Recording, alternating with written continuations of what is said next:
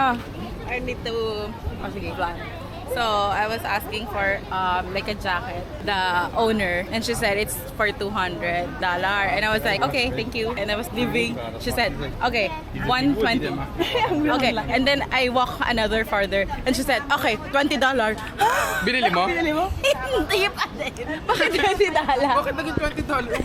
Di ba? Grabe yung $20 from 200. Ano Okay, yun? binili ko na yun. Tsaka ang mura, magkano yung $20? 160. Gusto mo, mamili ka na. Sige, Oh, sige, magkano? Di ba parang medyo unahan to? The price. Hindi, may technique na tayo. Aalis lang tayo, tapos kakalabit din. Ah, okay, sige. Sino mag-acting? Tita. Okay. Tapos, Try nga niya.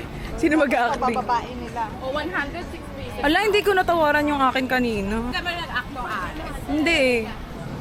Bobo ko. Wala na nakabili. Ay, makabibili ka. Nakabili ka na ba? Hindi ba rin?